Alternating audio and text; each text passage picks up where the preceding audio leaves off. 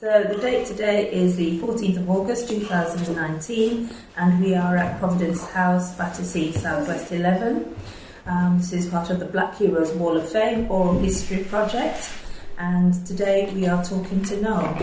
Noel, would you want to just spell your name for the audio, please? Okay, my name is spelled Noel, Noel, and my surname McKoy is spelled Mckoy. Okay. And where were you born? No. I was born in Clapham South. Okay, and the date when you were born? My date? Oh, that's a bit personal, isn't it? No, 20th of the 12th, 61. Great, thank you. Right, so now we just want to ask you tell us some stories a little bit about your what's your earliest memories? Just talk us through what your school days are like, if there's any significant memories that you want to talk to us a little bit about. Maybe people who inspired you. Yeah. What are your best memories of your life in the neighbourhood? Best memories in, going to school. At first, the school wasn't my best memory. The first few days was really chaotic because that was the first time I ever experienced racism. I was told horrible names. I was 7 years old. And for 3 days I'd go in and this one chap would always call me nigger, wog, wants my money. And I wasn't, I'm not the school I went to before was in Clapham South, Alderbrook Road. There was a lot of my cousins went there. There was a balance of white and black. I never experienced being called anything. So coming down to Battersea, going to school, first 3 days, wasn't really good. I didn't like it, and the fourth told my mum, and she told me if I don't, next time I come back, don't come back complaining. She told me what to do, so I did. And like how it used to be in those days, if you beat somebody up, they would become your friends. There would be a respect there, and they would become your friends. So Terry Carter, that was his name. He became a very good friend. He was like protection. And I had all this protection, these guys would protect me. And I started to become this person who was like, loved friends around them and loved best footballer, best runner, loved all the big ups So come to my exam when my parents would come to the parents' day and they'd see my teacher, Miss Lovegrove. She was where's she from? She was German, but she just singled me out as her favourite. It was obvious, and I remember all this. So she used to do these after school she'd want to know what I do after school. So I used to tell her I used to do a lot of climbing, scrumping, and stuff like that. So she'd but take pictures of me. So when it came to the parents' evening, my mum and dad came down to school. There were all these pictures of me and my gang doing all this stuff. Big pictures all over the. And then when they saw my marks, it was terrible. So I got beaten right in front of her. I'll never forget that day. So that's when I fixed up. And then I realised that, yes, it was cool, to be popular and stuff, but then really need to knuckle down. So I knuckled down on my education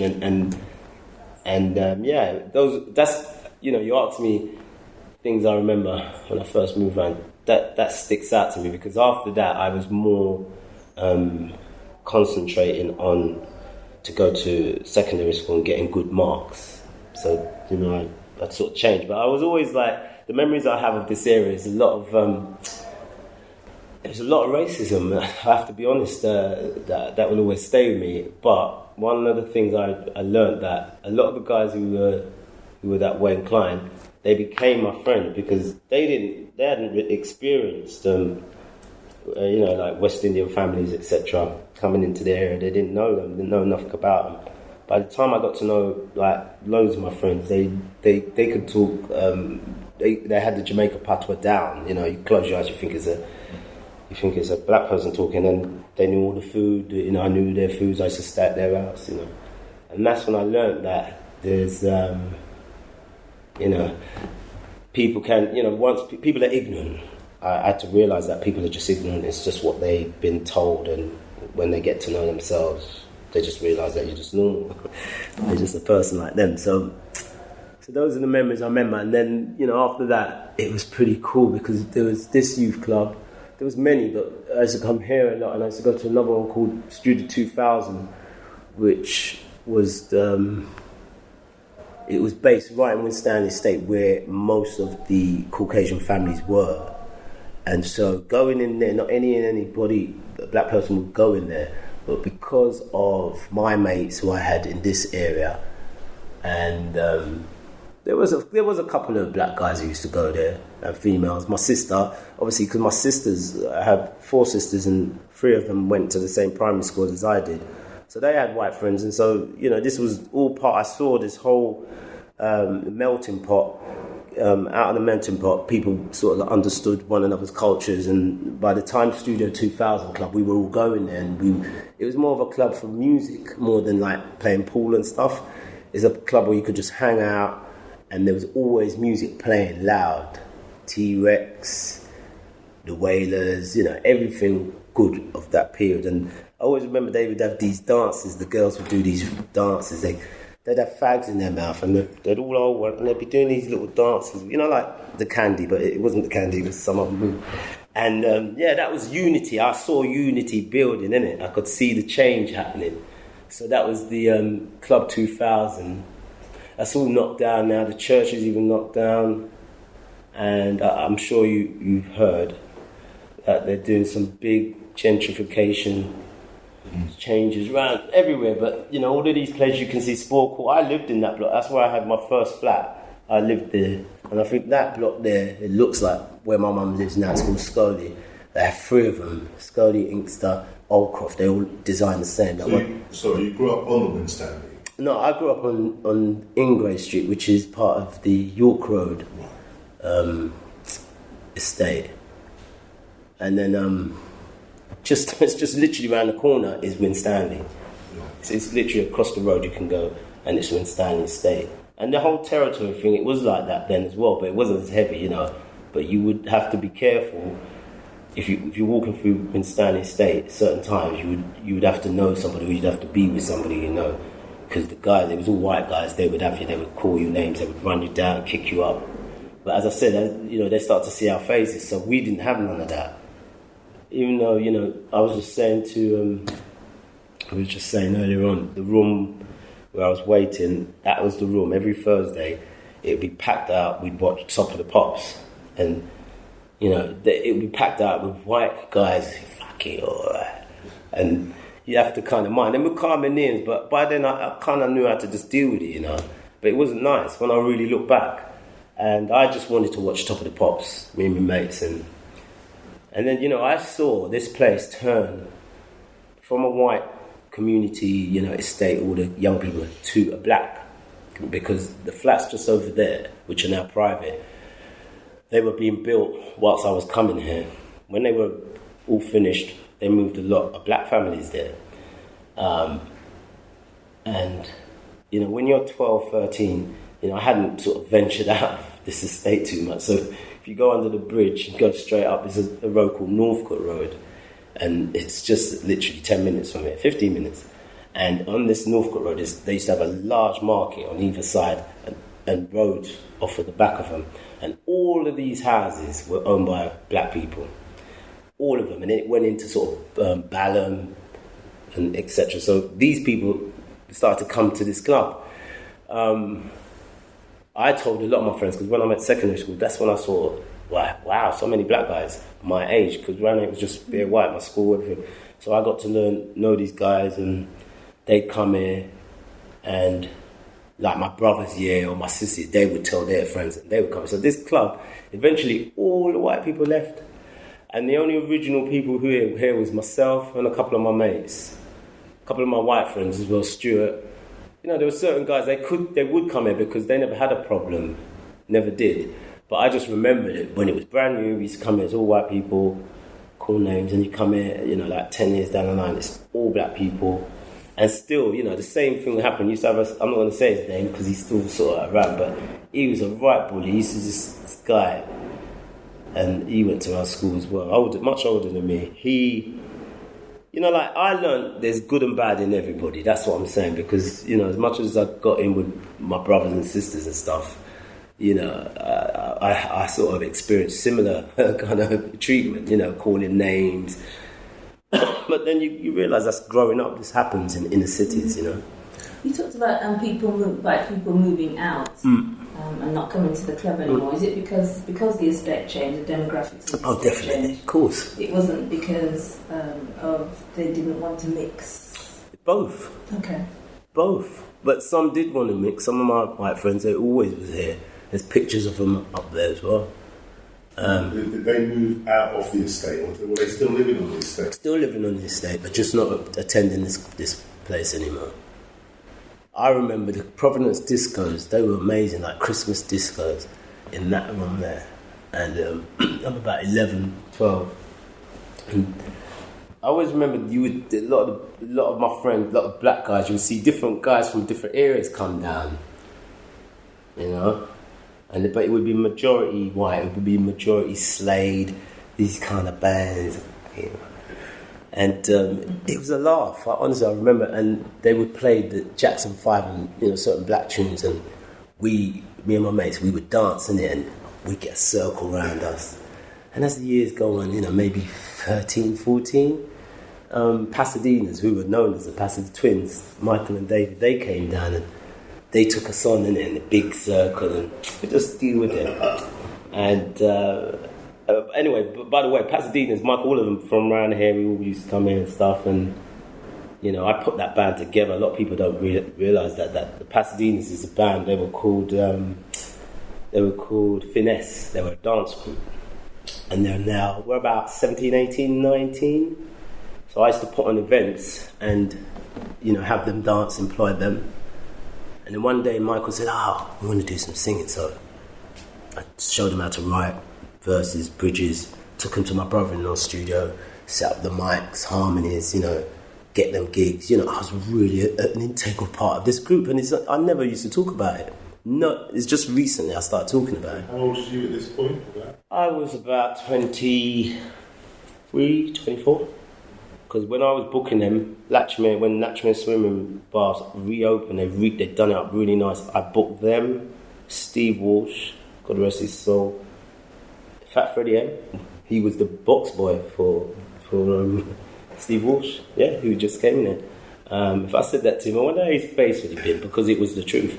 And I paid them. It was a very something happened that night. It was really horrible. That my friend who we was doing the night with, his brother, we got his older brother to be at the door, and these younger kids than us who went to my school, they stabbed him, and he nearly died, and it really marred the evening. I'll never forget that.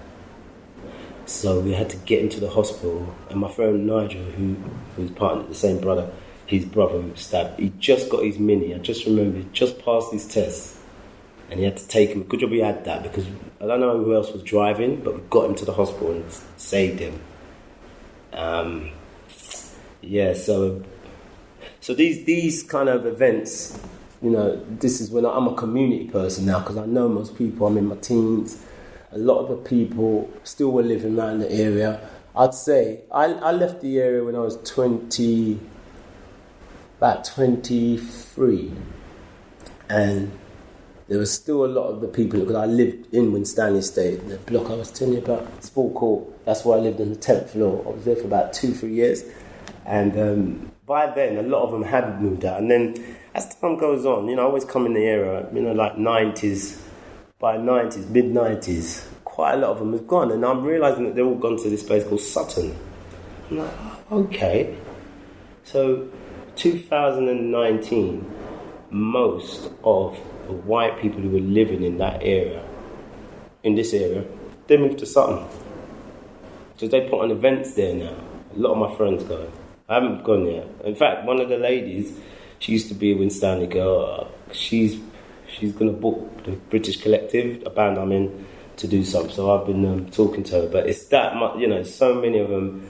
One of my friends, Ronnie Hicks, he said he didn't want to leave. He left sort of later in the 90s. He said he only left because, you know, around that time, when Stanley State then went through another sort of no-go era, a drug, mainly black kids selling high, you know, class, what they call it, A-class drugs, and it was a place, a lot of stabbings, a lot of shootings. So my friend was telling me that his missus, she said she really wanted him, she wanted their children to have a better upbringing. So they went to Sutton. And he told me, he said, no, I didn't really want to go. He goes, because, all my family come from this area. In fact, there's a documentary about Clapham Junction, which I'm in as well. They've interviewed me. And it tells a story about this area before these flats. And it was squalor. When I say squalor, I didn't know it was so... I kind of knew certain stories because of my white friends would tell me, But I didn't know it was like that. Like, they had pictures of the kids, and they even had a couple of, guys who were still alive. One guy in particular, he looked very well for his age because he could tell you from the 50s, But you look at him, he's like, how do you know that? But he just looked after himself, and they showed us pictures of him. They didn't have shoes there to walk around in bare feet. Yeah, they showed you the squalor. Was it kind of a bomb site after the war? That's right. And that's what they were talking about. Yeah. So the bomb site, the bomb hit Battersea hardcore, so there was a lot of... there was deprivation anyway. I mean, let's not... before that, because I've spoken to this man, he's a very rich man, and some people I was around, and he said to me, I used to live in... the road he lived on, I had a girlfriend on that road. I can't remember. Anyway, it was up Northcote Road, and he goes, I used to have a house, but my first house, I thought, he said... He goes, it was a shithole, he said. He said nobody would want to live there. Now he lives in business in King's Road, and in Notting Hill, his house, if you ever see him. And yeah, he was just saying how the place was rotten from them, but he bought a place there. And so that was a good insight to know about Battersea. It's called, I can't even remember how many, it's terrible, isn't it? It's called Story of Battersea, Clapham Junction. Okay. But it's so interesting to see, because when we moved there in the 60s, we moved there about 68, and the flats, everything was brand new. All these flats were all new. And I always remember, though, across the road from, if you go to the back stairway where my flats are, you look over, and that was like factories, and lots of houses were still there. And if you climb, because I lived on the first floor, but if you went to the third floor, you could look down and see the whole Battersea. And what you would see, I remember seeing some of that kind of deprivation. I always remember seeing a lot of, like outside toilets, people going in there to use the toilet. They had chickens. A lot of people had chickens. We had chickens as well, but I hadn't seen any white people with chickens. Because my aunt used to have chicken, goat, and we lived in a just normal little garden. But I saw all of them sort of things, and it was... And then within a few years, all of that went. They got rid of all of those houses as well. So your aunt had a goat in the garden? Yeah, man. In the garden. And chicken. My Aunt Winnie. Tell us about your childhood then. In around 68. So before all of that then, we lived in Clapham South. And it was like Alderbrook Road. It was a big house. And my aunt, my gran, loads of us lived in this house. And...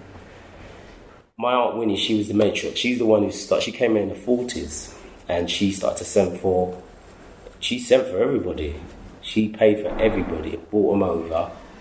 And so she was the kind of, even though her sister was my nan, she was more quiet, my nan. But Aunt Winifred, she used to put on dance, Friday, Saturday, blues, whatever you want to call them.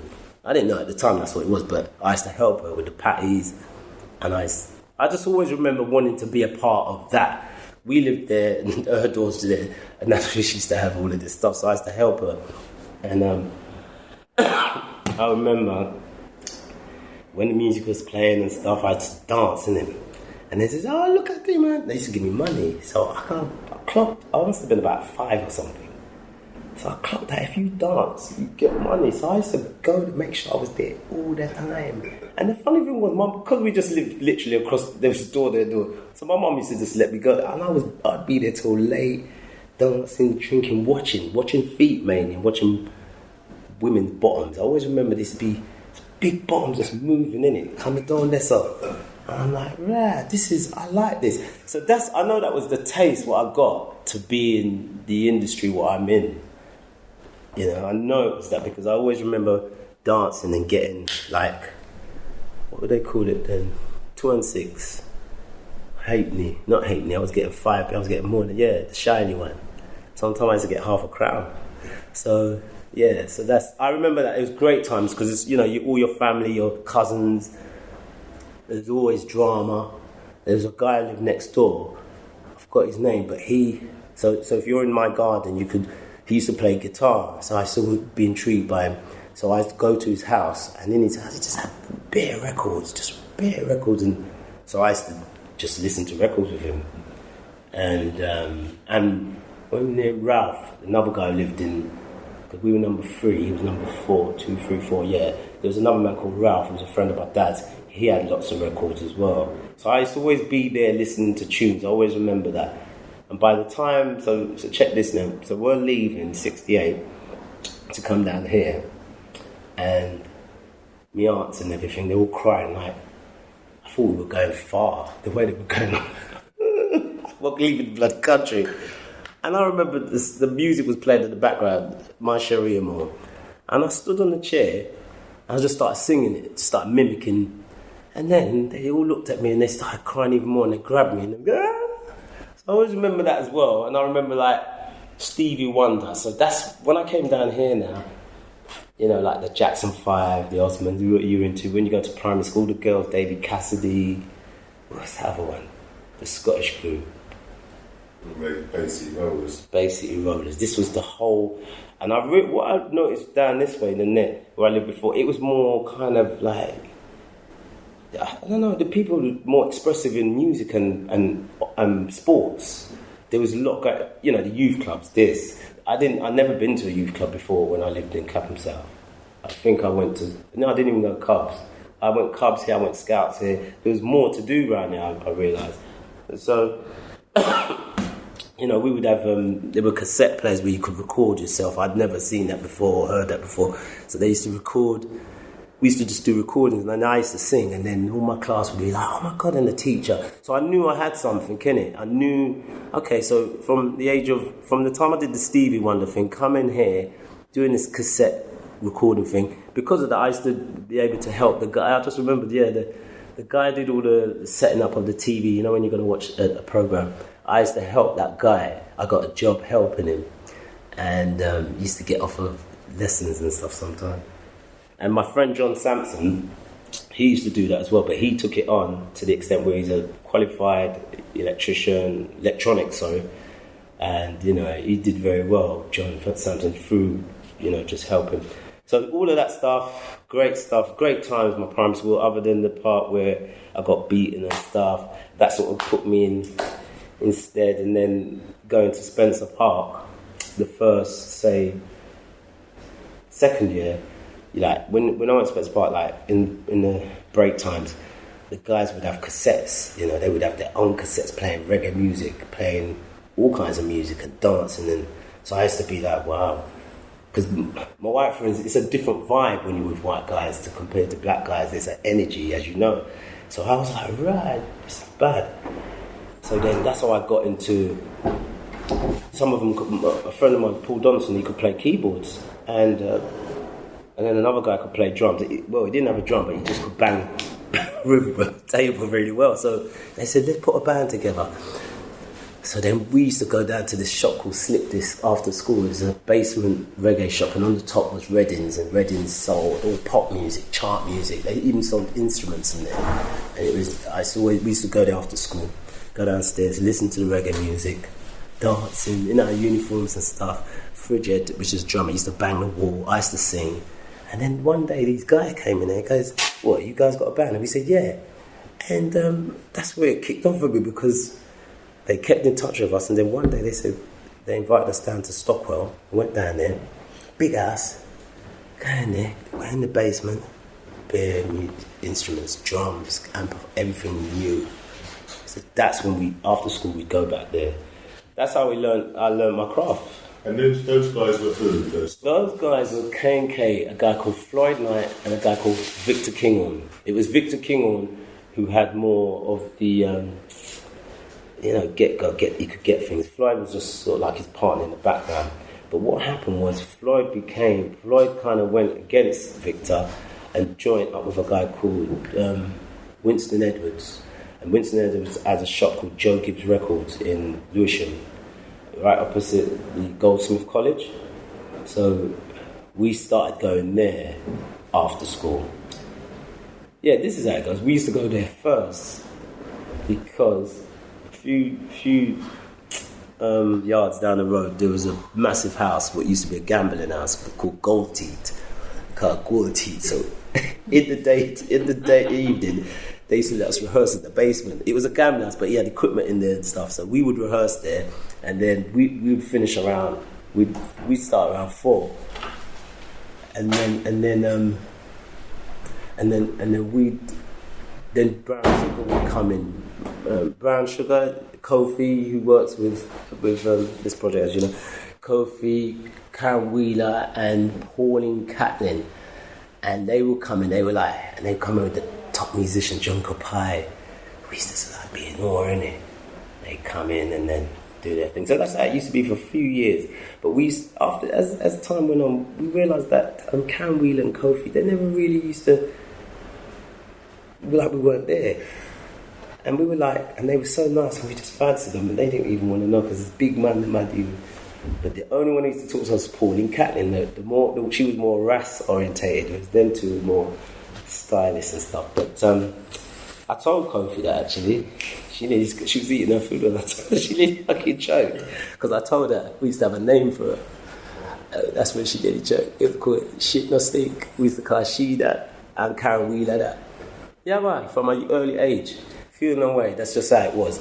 And it's interesting because over the past 2 years, I've been keeping in touch with Pauline Catlin because she just came off. I just didn't know what happened to her. She came out the scene and then she was doing a gig down in Brixton. We went and she told this whole story about her journey. And it was so amazing. It was a spiritual kind of vibe what she did. She told the story with her back to us. And she told the story, it was about ghosts and stuff like that when she was growing up. And she told us some stories about Brown Sugar, had a lot to do with... Anyway, it was very deep because she's high up in... I don't know if it's social work, but she's very top of her game in what she does. She studied a lot and she's only just now... She only come back into music because her sister, elder sister made records. And at her deathbed, her sister said to her, please make music again. And that's why the past 2 years she's been promoting her new music. But I talked to her a lot. I haven't seen her in the flesh. So I haven't seen her in the flesh for 40 odd years, but we talk a lot. Oh yeah, I did. I saw her when I went to see the thing, and yeah, that was the only first time I saw her in 40 odd years. But she was always the one with. I'm not gonna, no disrespect to the other two, but they never really had much time for us. But this one, she always did, and this lady Pauline, she's on a serious spiritual journey.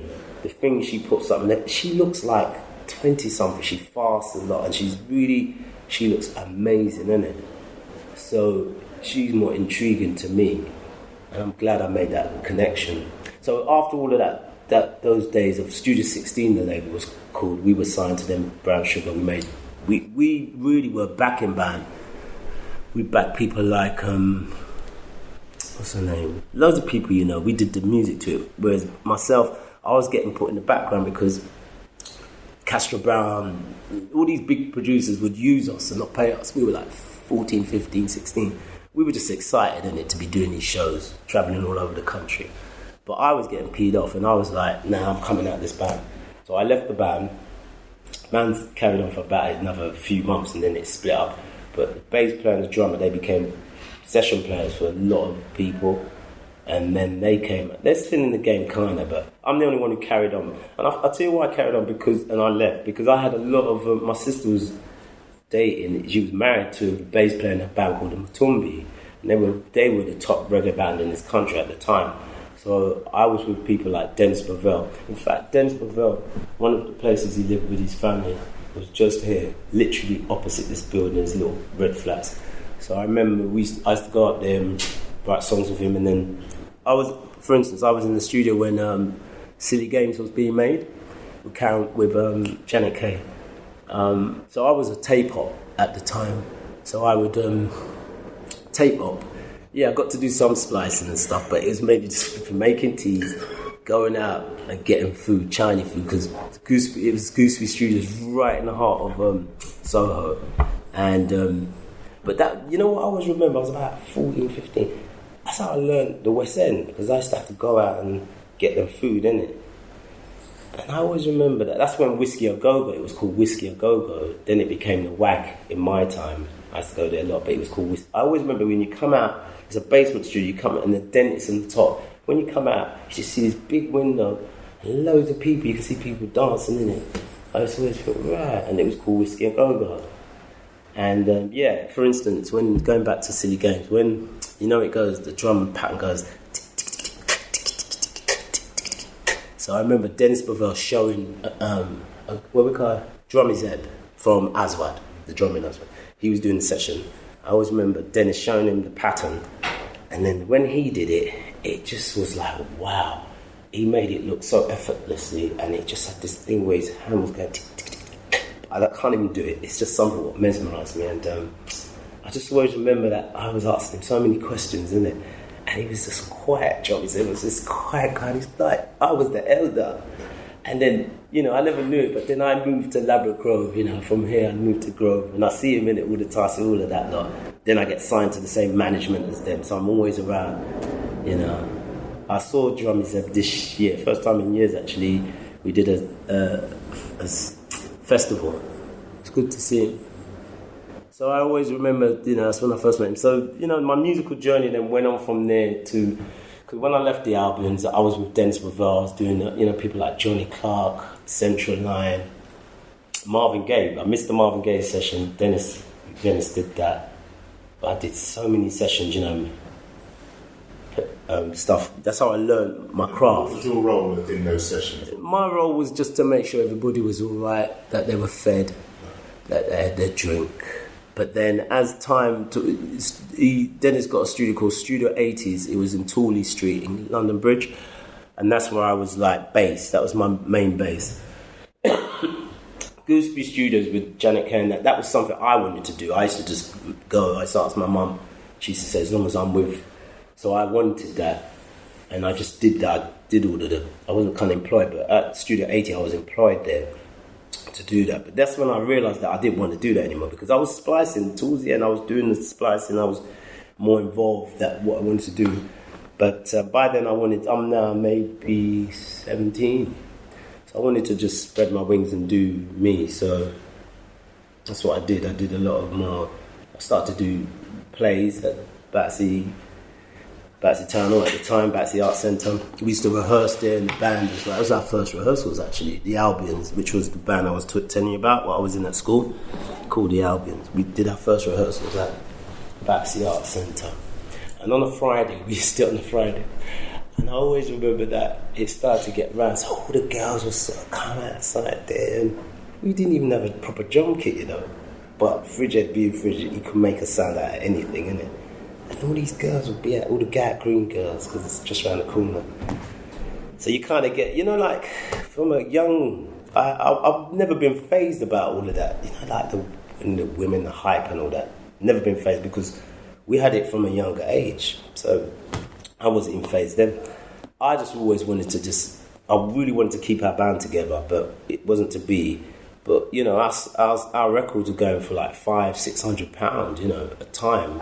The Albions were now a sought after record to get. The first record we did was called The People, and the second one was called Princess I Love You. That was the one that kind of got us out there. We're number one. We knocked Dennis Brown off the Black Echoes chart. Now, these are the things that you remember when you're doing music. It means nothing. How did your mum feel about you going into the industry? My mum was cool, because my mum was a singer. What I didn't tell you was when we were at living in Alderbrook Road in Clapham South, my mum's sister, she didn't live there, she lived in Tooting. Anytime we went to Tooting, she would, when we got there, we just hear this voice singing. It sounded just like my mum's voice. And then my mum would start singing with her automatically, and then I'd be like, rah. So I would have been about 4 or 5 them time there, going in, you know, 7, 8, going. But this is always going on. But what happened was, my mum was a bad singer. I'm not going to say she's better, but lots of opportunities my mum had. She didn't really take the opportunities. What she did, she looked after her sister's kids. So she had me on one breast and Peter was my late cousin on the other, was same age. And so my aunt toured all over with Roy Orbison. She was Santa Deca, my aunt. She was a proper artist, proper. And her name was? Her name's Barbara, but she had I have to remember this name. She has a complete different name for the Deca thing. I never even knew this till when she died the other day, about 4 years ago. I didn't know she was... I knew she was into music. I didn't know she was toured with Roy Orbison all over the world. You know them when they do those promo pictures of you, you know, and she like that, with this name, and I'm like, who's that? So a lot... Because what happened was, after the music stuff for my aunt, she went into this whole kind of thing with this guy she married this guy. And we stopped going there. So now I'm about... from I'm 17... We couldn't go. The mum said we mustn't go. But when I used to go Northcote Road Market, I used to see my nan and my aunt, and they used to hug me and kiss me. And there was this whole vibe going on. Like, why can't I go? I never used to. I kind of knew because my mum told me. But so then she went when she got married to this guy. We all went, and then went a couple of times. And we never went back there. And my aunt wasn't doing music again. She was with this guy, and they had some cult thing or something. But still living in Wandsworth. She was living in Tooting. She had that house until just 2 years ago. Her son sold it. She died, and her son sold it. But she had that house from the 60s. So we stopped going there. But our relationship was good because when I moved to Ladbroke Grove, I used to put on a lot of events on Carnival and stuff. I always remember she came a couple. I've got pictures of my aunt, you know. My aunt must have wanted to get away from this guy because he was a nut, he was an alcoholic, etc. And but she stayed with him, you know. But yeah, she was a professional, and my mum gave up her. My mum went for several auditions in the West End with big name producers. She always talks about this, bless her. And I could tell because, you know, since I've been doing music, you know, with McKoy, my family group and stuff, we'd always bring mum in. Mum just smashes it all the time. She knows how to, you know, she's more of a jazz sort of singer, but she can sing something to you and you go, she can still do that at 80, or she still has that 2 years. Really, even tonight? No, tonight, yeah. She can, like just year before last, I was working with this group of people, very rich people, and they would celebrate some solstice, winter solstice, and this sort of stuff. So I brought my mum down one day. They'd have, like, their house is like, they got this bit where you can perform, take piano. So I got Pete, my mate, to back my mum. One of her favourite tracks, That's Why This Lady's a Tramp. She'll sing that, and my mum's really stylish, isn't it? You could tell my mum was the person who was meant to be the entertainer, but she just had us and became a, you know, like, look after us. And when she get the crowd in her, these are all like very, very rich white people, but they would love her. Oh, when's Blossom coming? My mum loves it. She's asked me, am I going back there? I went back there. We went last Christmas, actually. It was on my birthday, yeah. But mum felt ill, so she couldn't go. So they were all asking for my mum, you know. But one of the things I want to do, I was thinking about it this morning, actually. I need to record her because I know that would just make her so happy, you know. I have a studio. And we've been saying this for years, but I need to do this like ASAP because you just don't know. So I need to see the way I could do it this way. And I think I'm going to have to do it this way. Is just get a backing track from online you can get, and she'll just sing over it. Because what I really want to do with a band, I wanted to do it proper, like, because I got all the musicians, but you just got to have that to make it happen. But I think when I go back to her, I can't just break it like that because we just have this bloody argument. But I've got to do something to tell her that's what we're going to do. Because I do really want to do it. We've talked about it, but she'd easily do it over a backing track. She's still got the tone, she can sing, she sings all the time. You know? So she's one of my biggest inspirations in terms of, you know, because she's always pushing me. You ask me if my mum and my dad was a very quiet man. If it wasn't for my dad, I don't think I would have, you know, I know I would have got recording elsewhere, but I had this track and I just really believed in it. I just played keyboards on it, put it on a cassette, went to my mum and I said, Mum, I really believe in this song. asked Dad for some money for me to put it out. So she did. She went downstairs. He comes back up. I think he comes up. He goes, "How much you want?" He didn't even hear it. My mum heard it. He said, "How much you want?" So I told him, and that's how I got this track called Family. There's a song what everybody knows from the McKoy family, called Family. The rest is history. And then we became like business, because anytime I needed money, my dad would give me the money because he knew I'm good for it, innit? Where I was always telling my dad that from when I was a kid, but he used to always say, "What in a music? What is in music?" You know how they were. Yeah, I get it, because that time in the 70s, you know, even though I ran home with the first record called The People, and I was so happy, and I, you know, played it, and he was just looking like, he said, "What in that music?" And that just gripped me. I'll never forget that I ran. I went to the top of the flats, and I bawl. But the bawling, what I did, what I was saying to myself, there's no way he's going to stop me from doing this. I always remember that. So it was a blessing that he did see, you know, me come true, and he was always there for me. But it was kind of about the time he felt ill, and he passed, like, wow. So, and he was never ill, but at least he did, you know, I'm glad we had that relationship, you know, that he did invest in me, and he did see what we were doing as a family. He used to always come to the shows. So how does that?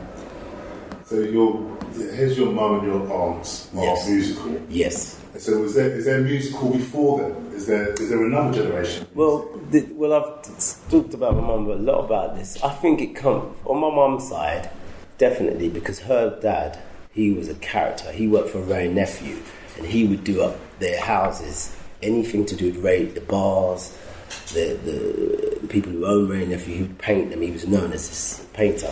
So he also used to make ice cream and stuff like that. He used to, on the side, and apparently everybody knew him because he was quite a funny guy, but he would always sing.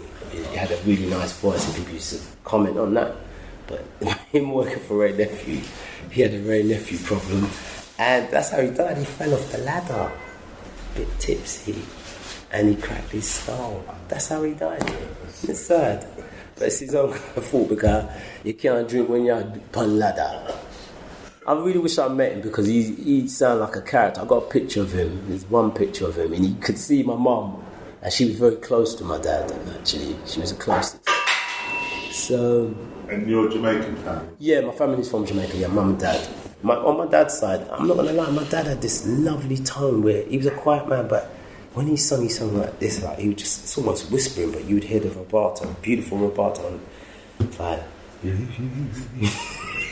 But he sung. God, every time I used to be like, listen, but he would sing sometimes, and it was beautiful. So, yeah, I believe, I must say this, that my dad's brother, Uncle Nicky, he was a musician. He played percussion with Rico. You must have heard of Rico the Great. They came here to Jamaica, from Jamaica together. Rico, I think Rico was more serious musician than my uncle. Because my uncle used to play a bit with bands, but then my uncle got into other things and made lots of money in the other teams, and then he became that guy. But loving music, you know, my uncle. So I reckon, you know, on my dad's side as well, there's, and as you know, in the Caribbean, we're all, you know, music is part of our personality. So, you know, I know that we're the ones who's taken it. You know, the McKoys, we've taken it. We've got our names out there, you know. Well, funny enough, I've just done a friend of mine's just done a refix, as we call it, not remix, refix of Family, the said track. But it's in a reggae style, it's a reggae version. Would you like to hear it? A little bit of it. Yes, please. Yeah, so this is fresh because I just got it yesterday. It really sounds nice. So, would you say you're immersed in music? Like, yes. It's around you all the time? Always. I am immersed in it, definitely. And it's just back to Wandsworth, right? So, are you still? Do you live in Wandsworth? No, I live in Queen's Park, like Ladbroke Grove. I've always lived. Well, when I moved from my flat in 83, 84, I've never come back. Okay. And then you used to hold dances. Mm-hmm. So, and was that really regular? And it's like. It wasn't. It was. You know, I had my moments like when I booked Finesse, who then became Pasadena's. I was doing quite a lot because my same uncle I told you about, the one who came here, he was more in that scene of blues and all of that, and he introduced me to his friend who had a club in Finchley, and this club was well known to many people. I didn't know because since I've talked to a lot of the bigger people than me. It's a basement club, and it was a couple. They had it, husband and wife, and it was quite big in there. So they gave me the club from 10 o'clock till say 7 in the morning. Weekday, this is, you know, Monday to Sunday, yeah. So I booked the Finesse. They did the dance. I also brought over Frank Bruno, the boxer, because I grew up with him. He's my mate, innit? If I was to tell you some of the stories. All right, so he came down, and he was just, you know, the promotion just started, and that's why I brought him down, because people were just, who's this boxer, Frank Bruno and Tar? So he came down on one of the shows. It was bad, because I used to come out there in the morning, and they used to cook food for the people that pay once for the prostitutes and pimps. Really, that's who came in. So I provided the entertainment. And I never knew that till after. I was so thick in it. I just thought, who's all these people coming this time? And then I realised, of course. So, yeah. And then one time we started this thing called, you know, like, yeah, blues is more identified with reggae, innit? So we said, let's do soul blues. So we got Pasadena's. No, they're not even Pasadena's by now. So they're still Finesse. And we had a flat. Or we could get access to flats and electricity. So we did this blues. So we said, Frank, you got to be at the door. So he said, yeah. And Frank, you know, this is when I knew Frank had changed, because he was going through the whole process of training at another level with the Lawless family, and you know, you could see he was changed. He wasn't like so. I don't know. It was good. It was different to see him. He was just cool, because Frank wasn't that guy before. I can tell you that. Anyway, so I always remember he's at the door. These guys, local elders who we have to kind of like watch out for. Them, take your jewelry and all that. Not very nice people. He just let them in like that. He goes, yeah, go in. And I'll never forget, I was like, So after everything, I said, Frank, can we just let that lot in? Because I know Frank could deal with them one by one. He goes, no, I'm serious about my career now. I'm going to become the world champion. That's what he said to me. And I looked in him face when he said that. I believed him. And the rest is history. But one thing I'm going to have to say, I don't care, because, you know, Frank's somebody I know well. But I always, you see, we've been in scrapes and stuff over the years before he was.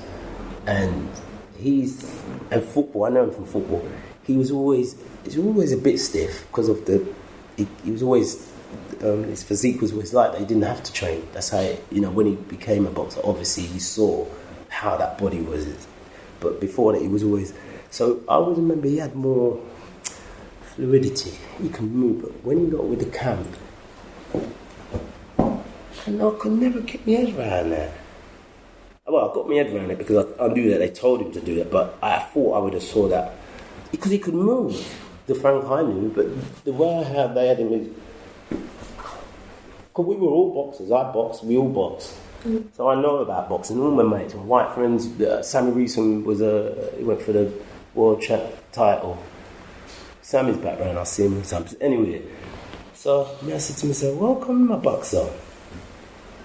And, at least he did get the world champ from Witherspoon, but it wasn't convincing for me. I think he should have taken out Tyson when he hurt him with that. He hurt, do you remember that? I watched it the other day. He hurt Tyson kind of, but all Frank done, the Frank kind of with a, but he was just doing that. You're supposed to go mad, you know what I mean? You're supposed to give it to him. And that's what I said to myself, nah, man. And anyway, Frank, good. I've only seen Frank once since all of this success. You'd always hear Frank. He used to have a Granada, big Granada, and the music was so loud you'd hear it first, We say, oh, Frank's coming, he's just driving up and down there. Those are the days. And then I saw him at an awards ceremony, music in Wembley. And I found it really... I felt weird. It was a weird experience because I knew I would see him at one point. Anyway, he's coming down the stairs. He's not one of the chap, but he's Harry and all that stuff. He's in public eye. He's coming down the stairs with an entourage, yeah? I'm going up. And as he's coming down, he mentions everything about our upbringing. He just mentions certain things. He says, family, I've got that chat, wicked chat now. And then just walk past me. And I turn and I look at him like this. I say, yeah, idiot, boy. I'm not this person who's going to say, Frank can be with him. He's supposed to say, come, Noel. Because he's with all these people who him don't know them. I know him, innit? And that's his last and only time I ever saw that guy. It's interesting. It was crossing my mind about success. And actually, it seemed like you could walk out your door and you was with Matumbi, Pavel, Frank Bruno. Yeah, man. Yeah, man. So success, and it's just interesting about, what's that? Because is it just ordinary, or do you realise you go, actually, I'm in famous land now? No, never. It's just normal because, in here, for instance, do you remember this program called? Do you remember this guy called Fred Truman? He was a cricketer. Mm. Do you remember he had a TV? He had a few, but he had this program called. It was about all the games you can play in a pub. The skittle thing, bar football. He was the presenter of this TV program. Anyway, there was two guys from this club who represented playing bar football. A guy called Speedy Campbell, yeah? That's what we called him. And they won it. They won the overall thing. And we were like, I remember as a youth, I thought, wow. That was the biggest wow. Matumbi and all that wasn't wow because I was kind of in it. But I told him that I saw Speedy at a funeral the other day. You see, when Speedy got his money, that he bought a shop there, he still got the shop there on the corner. So then one of that shop, there's a big shop. And he always puts his people in there. There's a girl doing hair there now. And it's kind of empty, but it's his shop. He used to be a grocer's. His sister used to work there for years. He got it from when he got the winnings on this TV thing. And I saw him at a mutual friend's funeral first time in 40 years. I couldn't believe it because he still had the afro. No, ear just shut. But the irony of it is his son approached me. I saw him somewhere, and his son is a master, studied in China and stuff. The people I was working with at the time, I got him to come down and do all of their before they went on stage, and they paid him and stuff. It was really good, and he told me his dad's all right. So I saw him at the mutual. It was Tony. He used to come here, a really good friend of ours, family friend. He died just suddenly, and I saw Speed. I was like, wow. And he's just smaller than me, And I'm small. I couldn't believe how small he was. Because there, big guy, he was like giant, Cool guy, same energy. So that was the first time I saw him. So people like him, I'd say Speedy was the guy who I kind of like. And when I saw him do it on telly, I knew that can be done. So seeing Frank, seeing Matumbi, it was Speedy Campbell. Yeah. It's very good. We used to just be watching him, innit? Because him and his brethren, they were fast. Because that was you come here, all the kind of. A lot of people play. In this room was the big billiard room. This was the big pool, snooker. Yeah, the old school snooker with all of the old school, when you the numbers and the stuff. And this was the room if you could play snooker. So certain people being here. Table tennis, and in the room, table tennis. That was everybody played table tennis, but the bar football was something you had to be good at to play. Not anybody could play. They would just throw the money down and just bare money on the thing. I don't even know how to know whose time it is, but that's the memories I have, isn't it? And upstairs football. That's where I used to be. Football always. So yeah. And sorry, just one last thing. I was interested in that shift because your early memory was of the kind of the racism, yes, or ignorance. Well, yeah. And so but now you see these people that they're just kind of like they're in Sutton. Yeah, and I see them from time to time, and they're like they've got all my records. They followed my whole career, they're all behind me.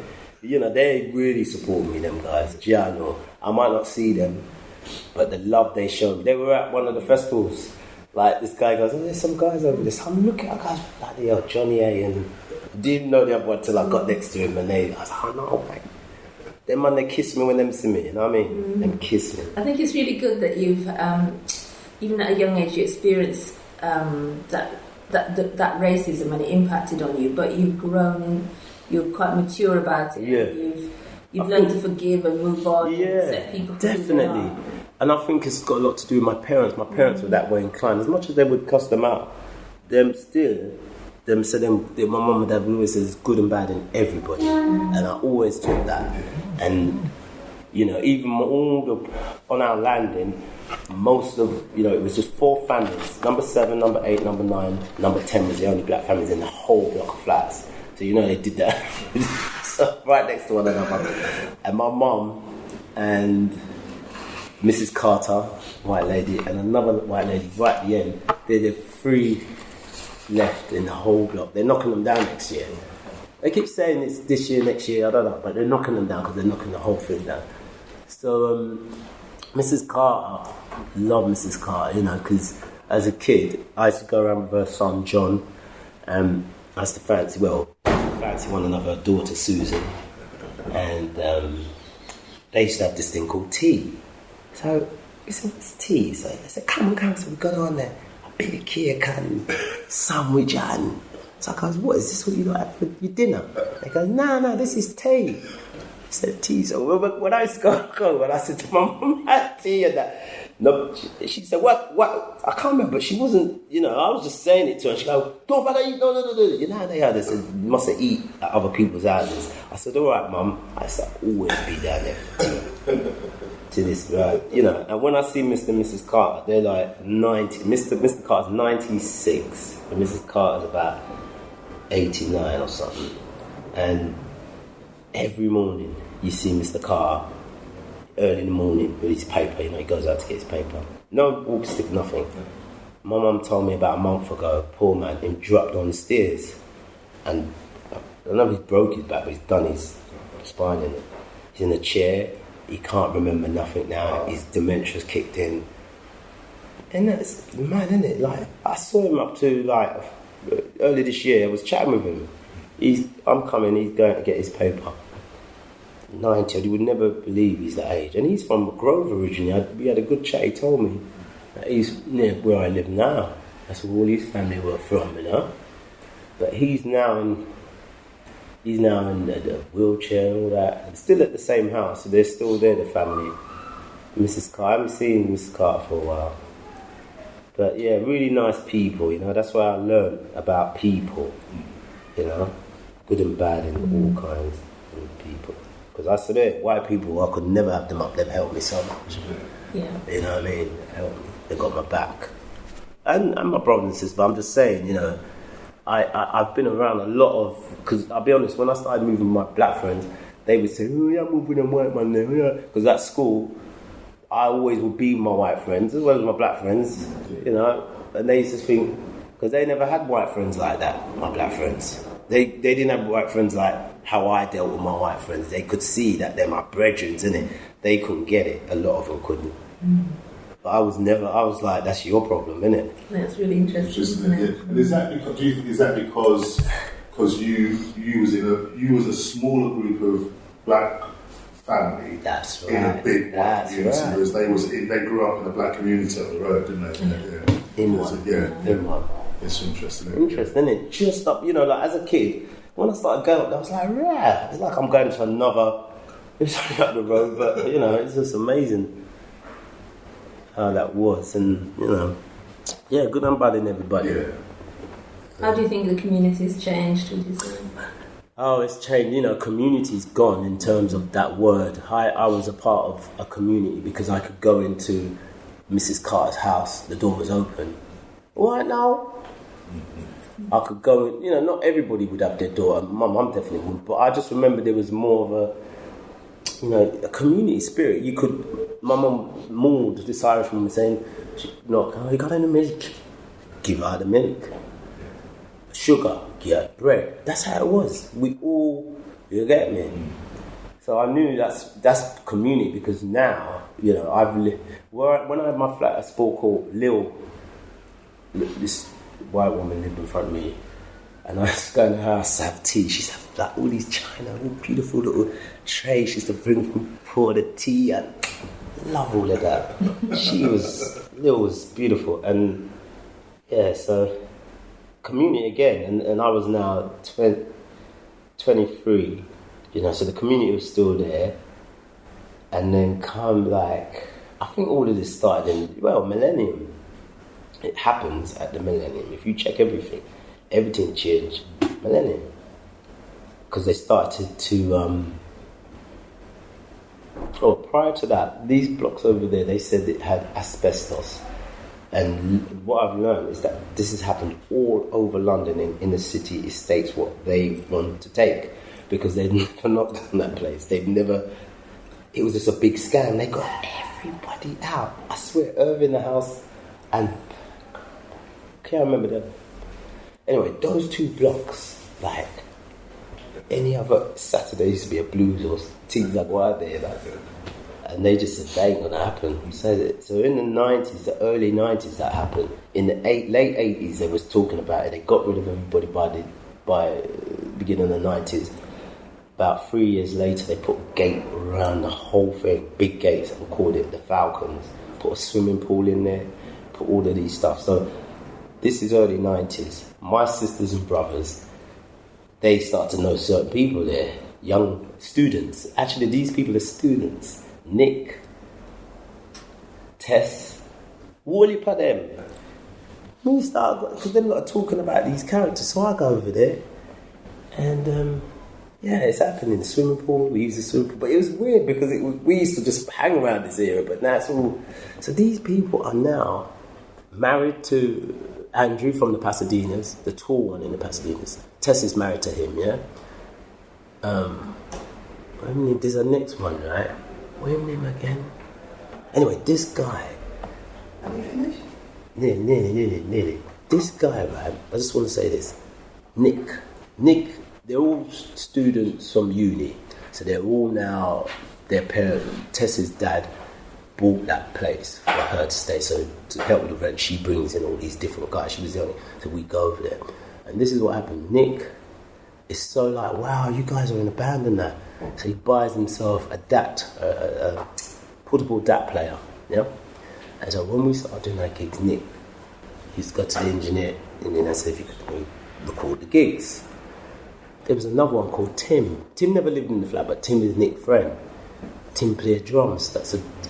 Tim starts in our band. And my point is, Nick is now, his boss was Henry, Henry used to do live for Elton John, but had studios all around the place, in Shoreditch and Hoxton Square. That's where I did my first album through Nick, and Nick got a tape op job there.